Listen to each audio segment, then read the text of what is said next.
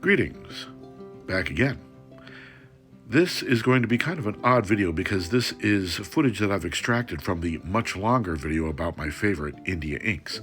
And I'm going to be drawing in this Strathmore Visual Journal. It's a mixed media journal, and it uses vellum paper, which will handle the water and the ink much better than does the Bristol Smooth paper of the other 5.5 by 8 Strathmore books that I usually draw in. Now this is the ink that I want to use is the Samson Historical Outfitters India ink. And India ink is to be used with dip pens. You only want to use it with dip pens. And this is my Delft Blue candlestick, which I like to use as an inkwell because it doesn't hold a lot of ink.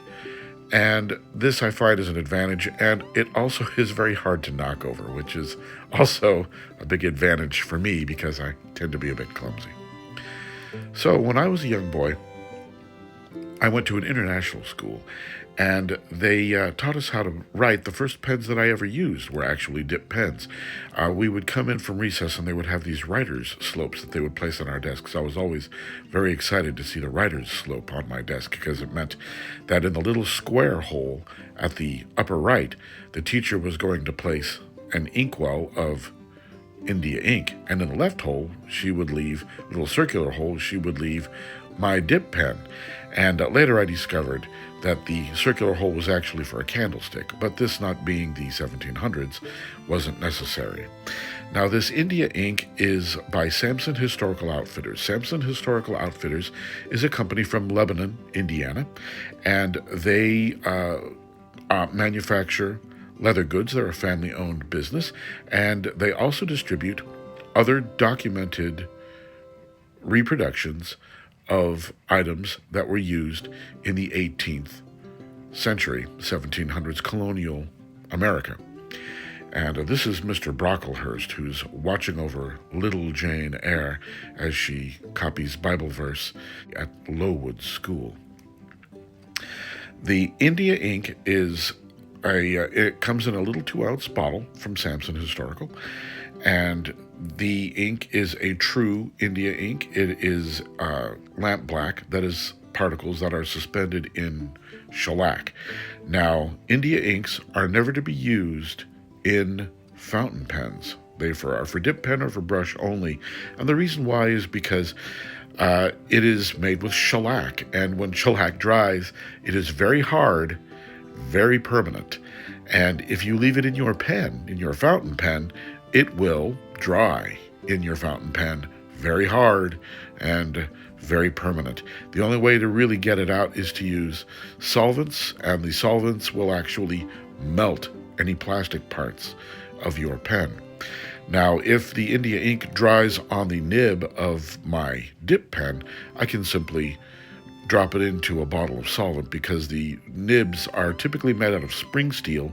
In this case, the nib I'm using is also coated with chrome. So this is a chrome-plated nib, and it is very easy to clean with solvent, and obviously it's impervious to melting.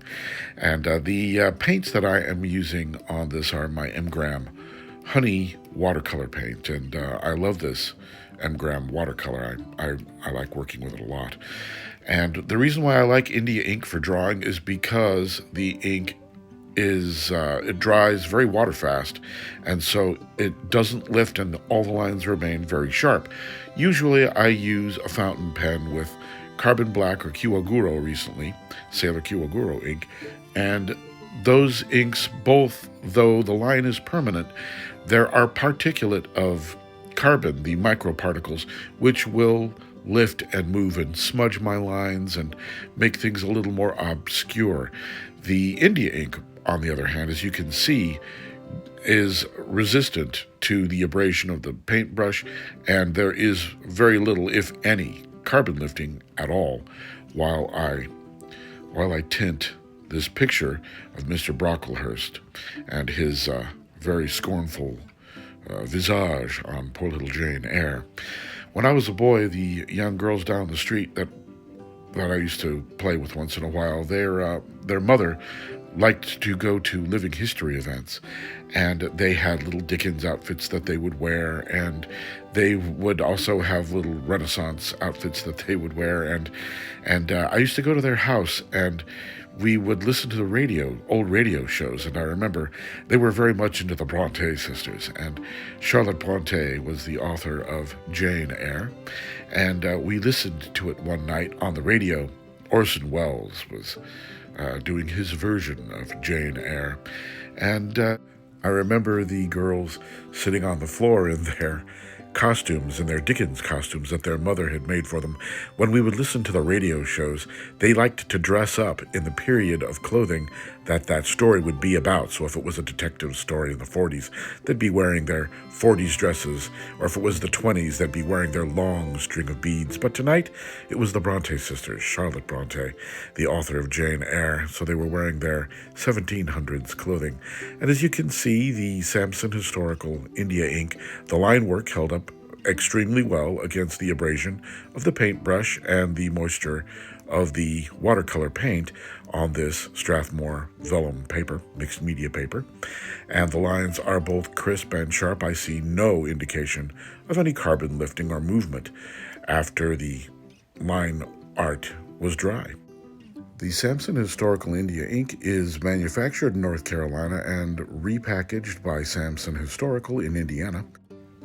I hope that you enjoyed this video and found it interesting. And once again, thanks for watching.